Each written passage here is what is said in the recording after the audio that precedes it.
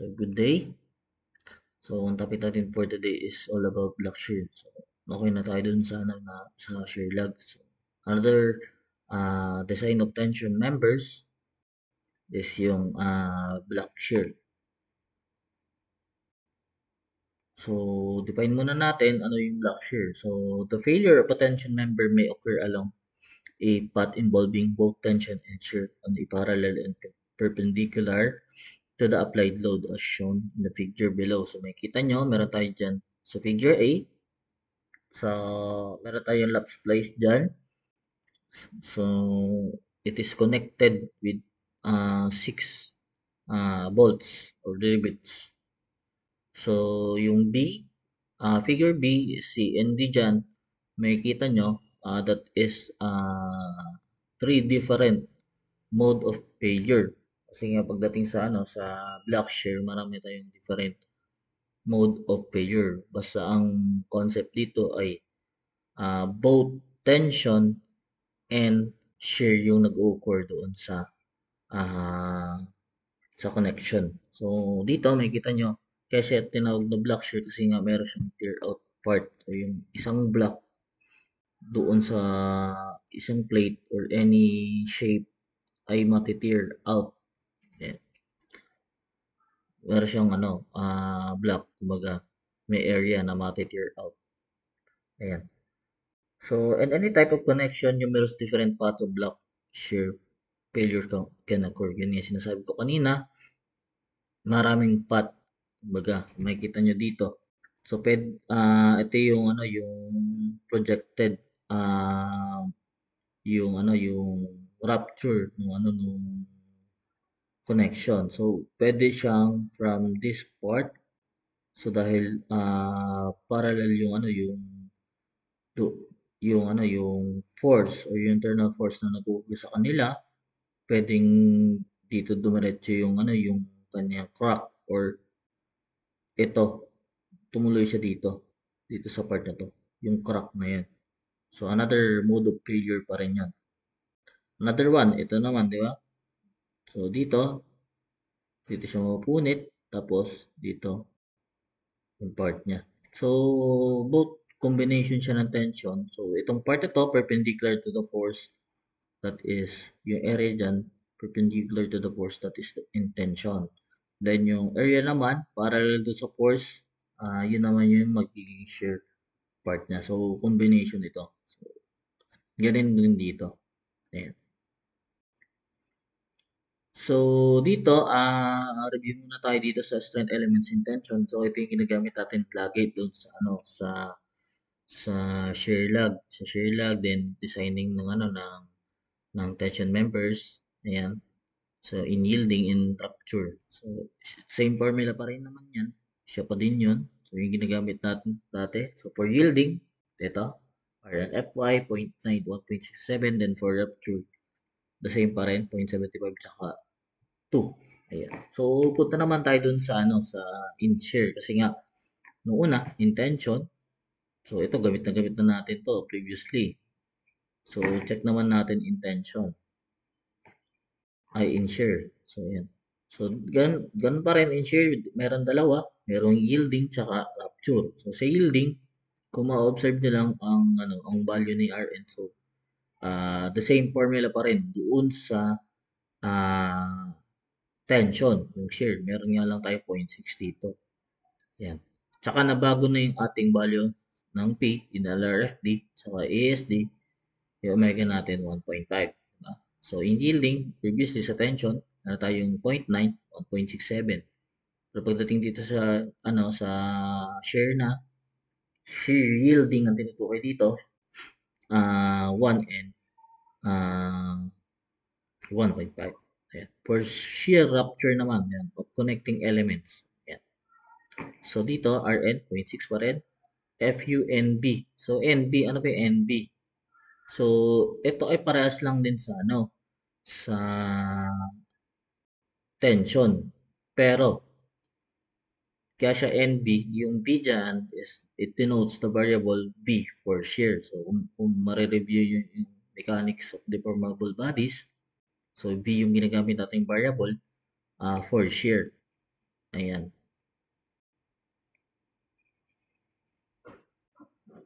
So, kung sinabing A and B, so area net subjected to share. Ayan, makikita nyo, yung area naman dyan. So, previously, ang ating analysis, kapag sa tension, yung area perpendicular, area net. So, kung makikita nyo yung kung maalala nyo, yung discussion natin all about dun sa shear, uh, tension members. Ayan.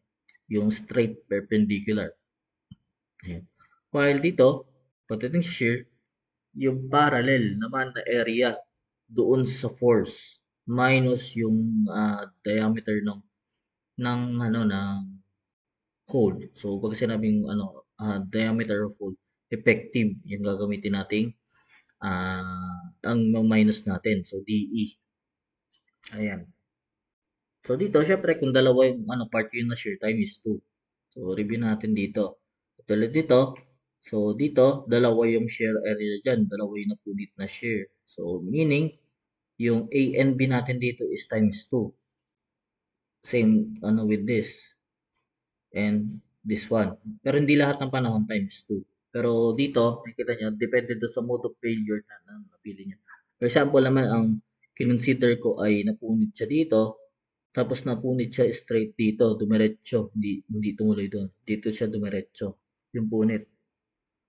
Ayan. So, ang mangyayari, yung shear area mo is isa lang, tapos yung tension area mo, lumaki. Ayan. So, another block shear strength naman, galing from NCP. So, ito yung condition niya, formula. So, ito yung combined na to. Ayan, combined. Ayan. So, dito 0.6 FUNB. So, this one is for capture strength. Then, dito is 0.6 FYGB. So, ito yan. So, GB stands for gross area subject to shear. So, without considering yung butas. So, pagka sabing gross area, wala ka ng walang butas. Yung niya. Kino-consider mo doon as if na hindi siya dadaan doon sa mga butas yung shear. Ayan. So, we consider this term, itong dalawang term na to as Rn1 and this one naman is Rn2. Ayan. So, para ba itong condition na to? Pag si Rn1 ay less than or equal to Rn2, so we take yung value ng Rn1. Na-satisfy niya yung condition na less than siya dun sa Rn2. Pero, kapag kasi Rn1 naman ay mas mataas sa Rn2, meaning, hindi niya na-satisfy yung equation na to. So, ang gagamitin mo ay Rn2. Ayan. So, yung ating dyan sa design. So, LRFD 0.75, then AST is equal to 2. Ayan. So, AGB, ito yung diniscuss ko kanina. ANT, ito, intention. AN na lang yung nalagay natin nung nakaraan. Pero nalagay ko dito ANT. Ayan. ANT kasi nga this is intention. And ANB naman, ito, yung shear. So, basta may AN, that is net area. Pagka V, intention. Pagka V, shear. Pagka T, intention. So, meron tayong dalawang value ng UBS. So, this is 1 kapag yung tension stress is uniform. And kapag yung UBS that is block shear, BS. 1.0 kapag tension is uniform. Kapag non-uniform naman, 0.5. So, kailan ba nangyayari yan? Kapag meron tayong beam, for example, meron tayong beam, tapos double layer ng nung double layer ng connection doon sa web niya. So kapag may moment doon, so usually kasi yung direction ng forces na dinadala ng beam ay downward. So pag ang type of connection niya ay dalawang column ng ano ng mga bolts. So usually nagkakaroon ng parang moment, di ba? So pagka meron tayong ununiform value ng ng tension. So usually kasi 'di ba yung tension parallel yung yung kanyang direction doon sa applied force. So example tayo. Ayan, example. So the angle 152 by 102 by 12.7 angle section is connected at its ends with one line of 22 mm diameter bolt. Ayan. So ang sinasabad dito is M22 bolt. So sinabing diameter bolt M22. So pagka hole plus 2 mm. That is 24. Pero hindi, yung 24 hindi natin ginagamit sa analysis. Ang ginagamit natin is the effective diameter hole which is 26. Tama. So, as shown in the figure below, so all steel is A572 grade 50 steel with Fy is equal to 345 MPa and Fu is equal to 450 MPa. So determine the LRFD block shear rupture strength and ASD allowable block shear strength of the member. Cross section area of the angle is 3000 and 60 square millimeter and the centroid of the angle is 21.9 mm and 50.3 mm. Ayan. So ito yung figure natin. Meron tayong distance dyan na 50 from the edge, yung spacing ng bolts 70. Then from the bottom 70 yung uh, 70 yung location nung nung bolt. Then from above naman, from the top is 82. So total depth nung angle sa longer side is 152. Yeah. So in direction ng ng force, ayan, sa gitna. Ayan. So, i-provide muna natin yung ating properties. Ayan, lista muna natin yung mga properties. Properties, area is 2060, thickness is equal to 12.7. So, saan galing yan? Dito. Ayan. Location of the centroid, along long leg. Ayan, 21, along short leg. Ayan. Fy natin, yield strength ng 572, 345, Fu is 450, diameter of hole, 24. So, to calculate yung DE natin, plus 2 lang tayo, 26. Ayan. So, check naman natin yung projected shear failure na yan. So, paano ba yung mangyayari na na ating yung punit nung nung angle. So, ayan. So, ito yung magiging punit ng angle. So, dito, masishare siya dito. Then, tension dito. Diba? Ito yung punit ng due to tension. Ayan. So, ito yung ating yung tear out na na figure. So, natanggalan na siya. So, may kita nyo yung force dyan. Ito yung mga ito mga to. Ito yung force na ng tension. So, ito naman yung force ng makita nyo yung net shear area. Ito lang yun. Minus yung butas. So, yung dimension yan mula doon sa center ng bolt hanggang dito. Then, pagdating sa tension area mula doon sa center ng bolt hanggang dito sa edge. Ayan. So, calculate natin yung mga yung mga area muna. Calculate muna natin yung yung tension area, tapos net shear area, tapos yung gross. So, calculate natin yung yung tension, net tension area. Ayan. So, net tension area is equal to 70. So, kung marireview yung saan ba yung 70 na yan? So, balikan natin yung figure. So, 70, ito yun. Ito yun, 70. So, yung area niya is 70 minus yung half nung bolt times yung thickness ng ano, ano, ito, yung thickness ng ano, angle, 12, 12.7. So, yun yung kanyang tension. So, pagdating naman sa ano, sa shear, net shear, so ito, ipag-add mo tong 50, 70, 70, 70. So, meron tayong, ano dyan, 210 plus 50 is 260 minus yung ilang butas. 1, 2, 3, 3.5. So, 3.5. 3.5 nung ano, nung 26. Ayan. Tapos yung gross naman, sa gross shear area, so yung 260, multiply mo lang by 12, 12.7, ayun na yan.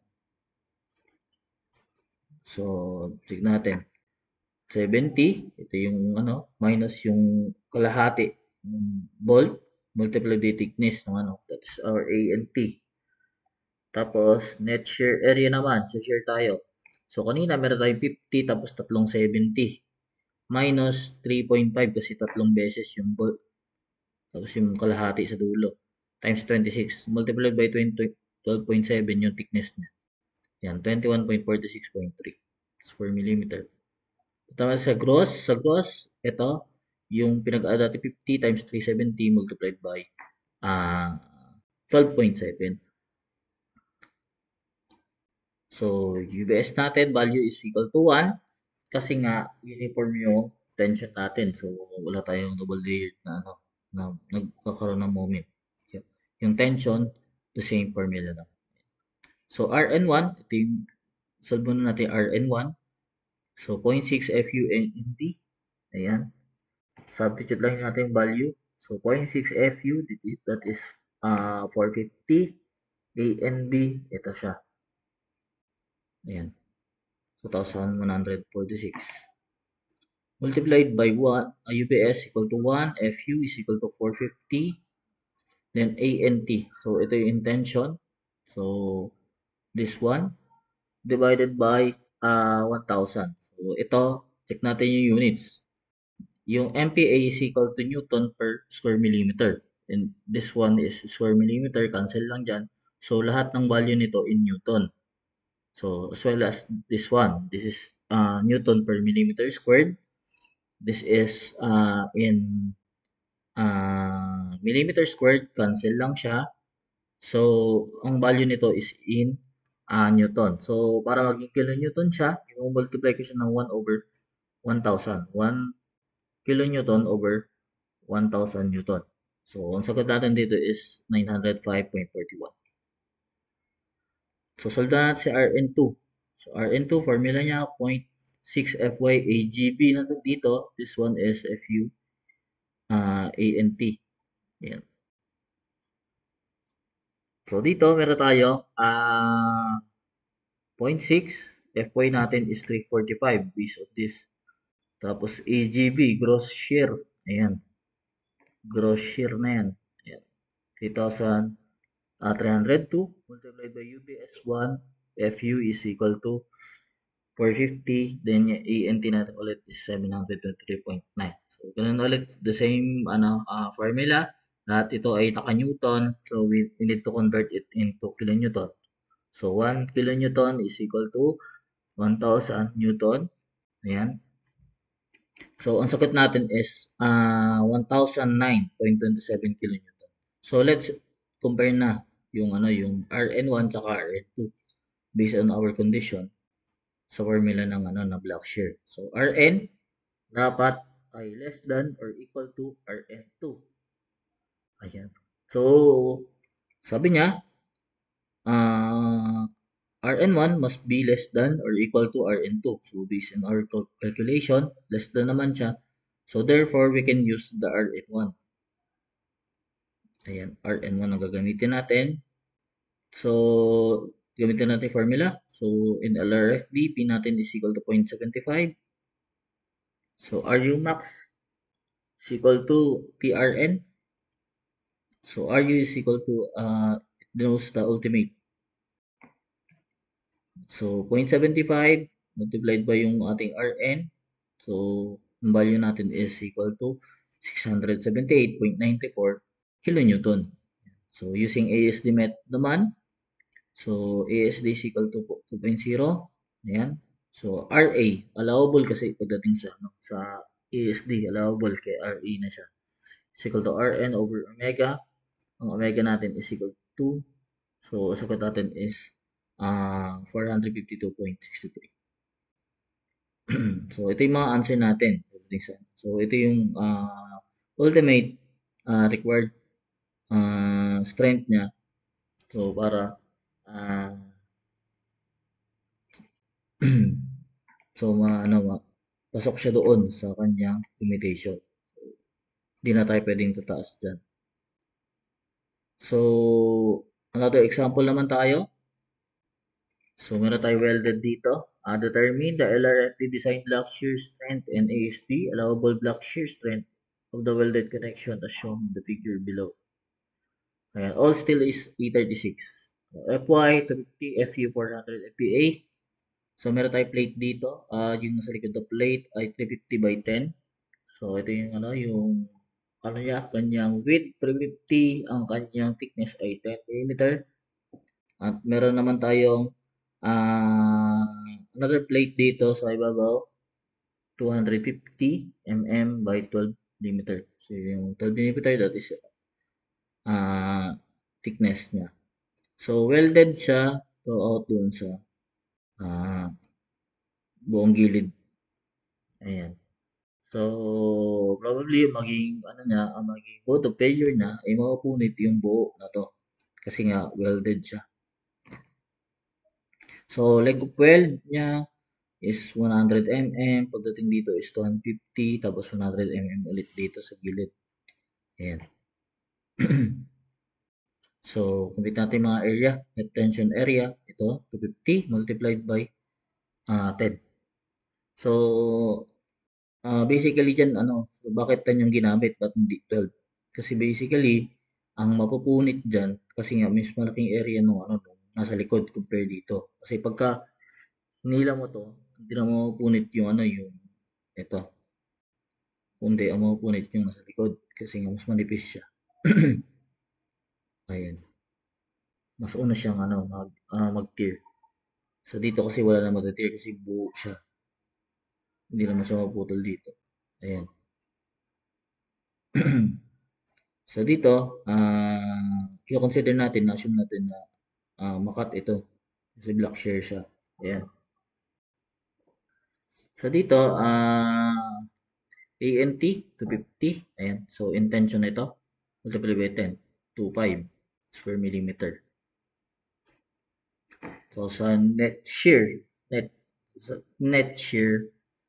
dahil wala tayong bolts dito, so kung ano yung length of weld sa gilid, under shear, yun na din. So 2 times, kaya dalawa. So yung dalawa, 2 times 100 times 10. Ito kasi 100 times 10, ito 100 times 10.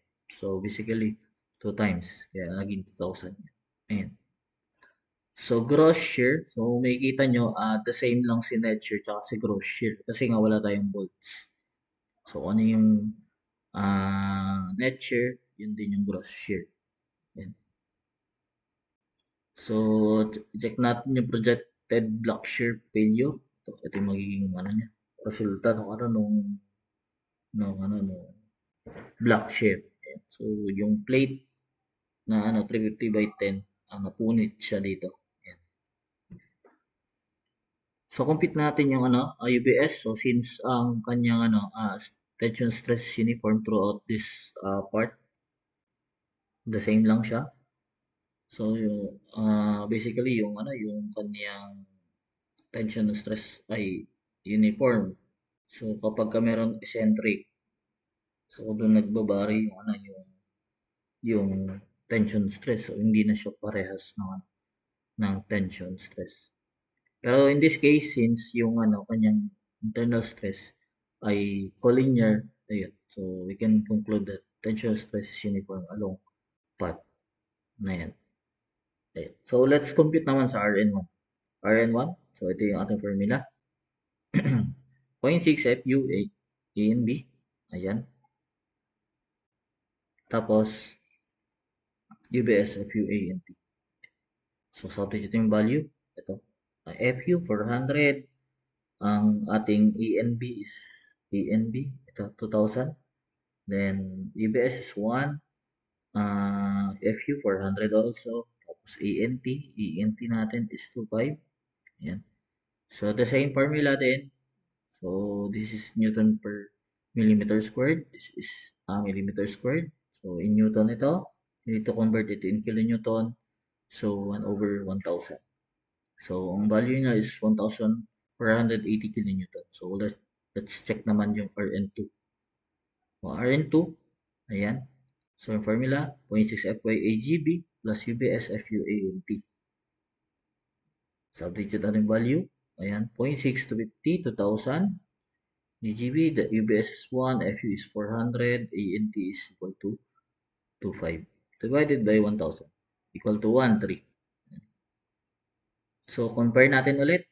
So, this time naman, ito yung condition natin. Rn1 must be less than or equal to Rn2. So, in this condition, Rn1 is greater than Rn2. So, therefore, dahil mas malaki siya, so hindi natin pwede itong gamitin. So, ang gagamitin natin is yung 1,300. So, therefore, Rn is equal to 1,300. So, check natin yung yung LRFD design. So, phi is equal to 0.75. RU max is equal to PRN. Then, substitute natin 1,300 dito. RU max is equal to 975 kilonewton. So, ito yung answer natin sa LRFD design. Check naman natin sa ASD. ASD is equal to omega is equal to 2.0. Ayan. So, formula natin, RA max is equal to Rn over omega. Then, RA max is equal to 1,300 over 2. RA max is equal to 650 kilonewton. And that is our answer for allowable block shear strength. So, using ASD.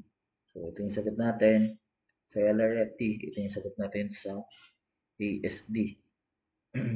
So, another example pa tayo. Last example.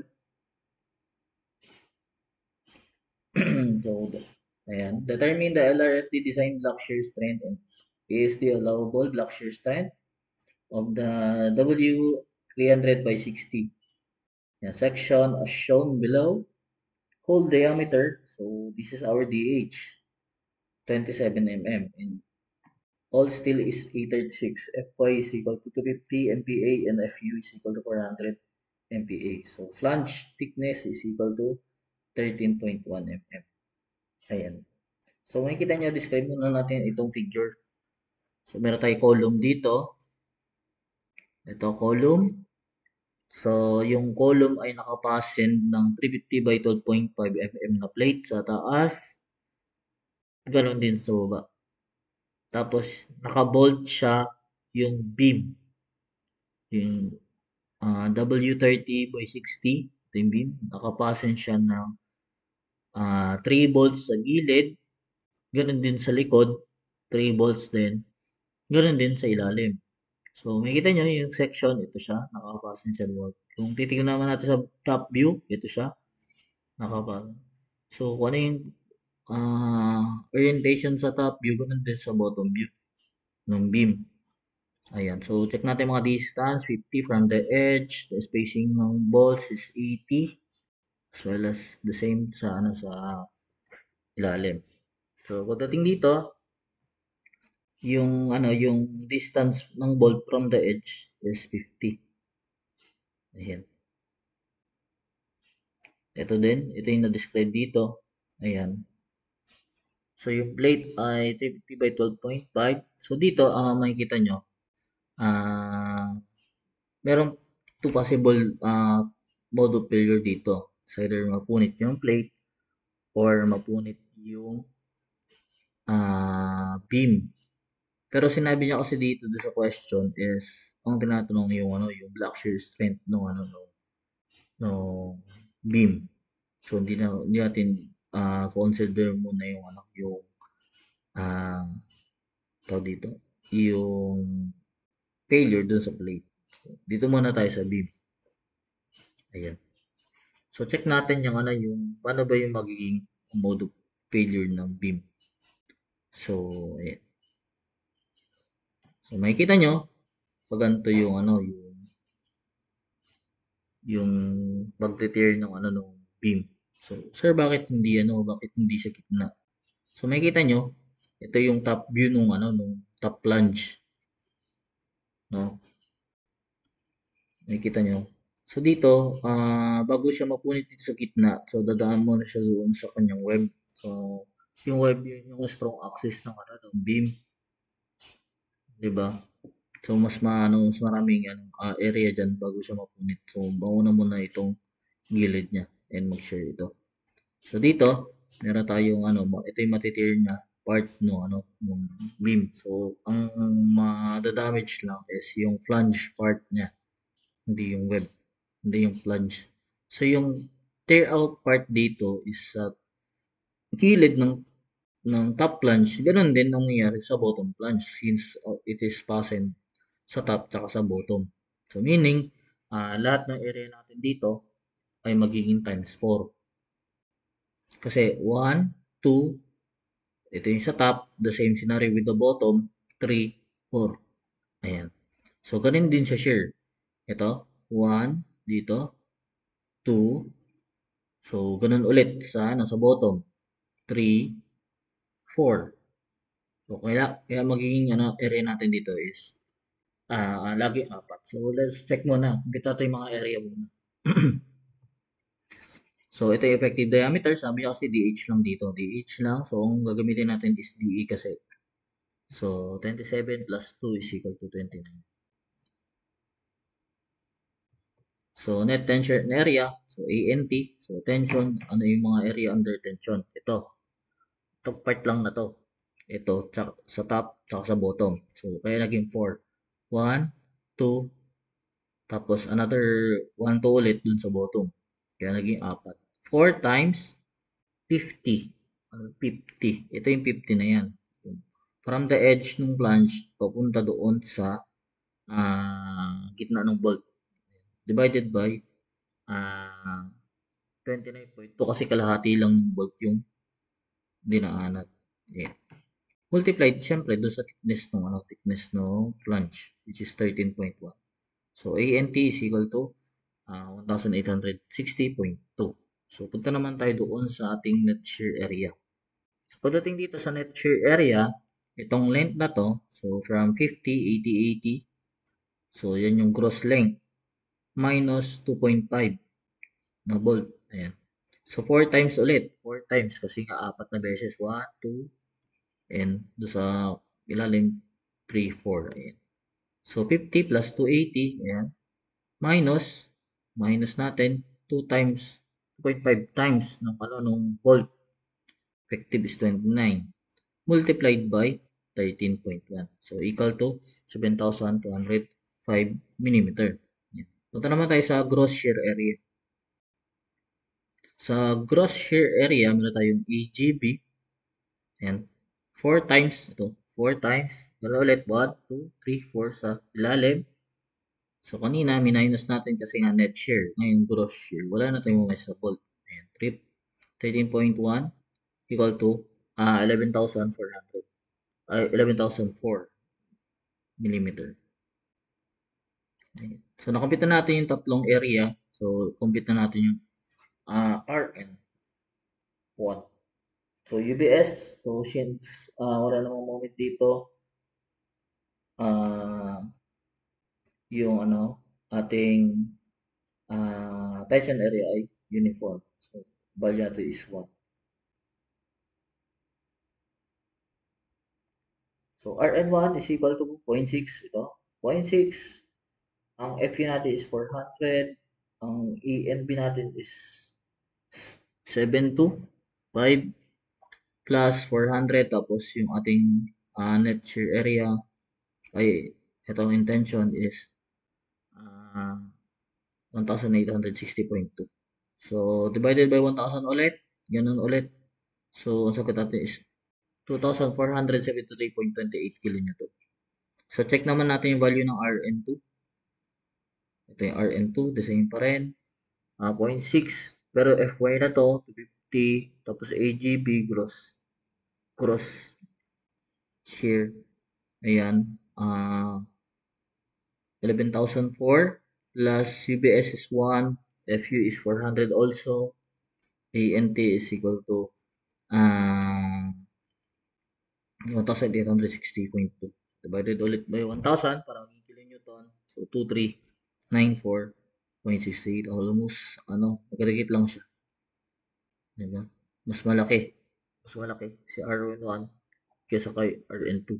So, therefore, pag malaki si Rn1, ang gagamitin natin ay si Rn2.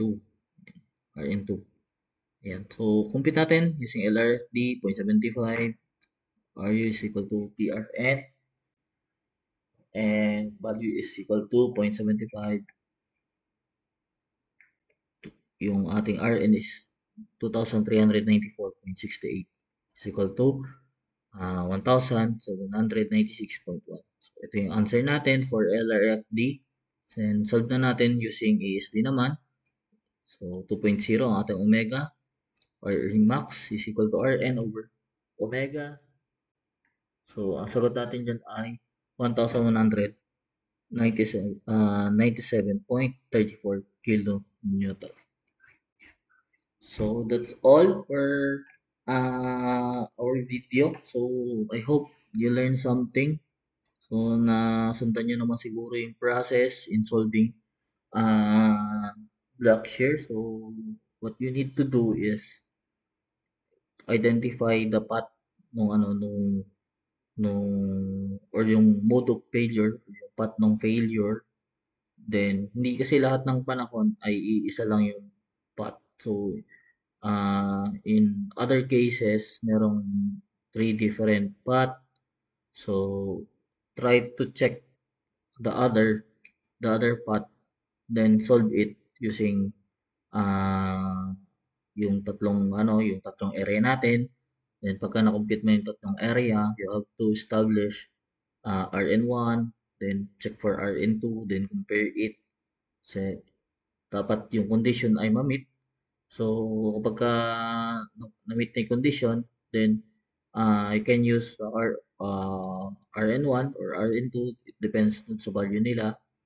Then, solve it using LRFD. So, use the P.75, then solve it using ASD, and use omega equal to 2. Ayan. So, that's all for our video. I hope you learned something. So, that's all, and goodbye.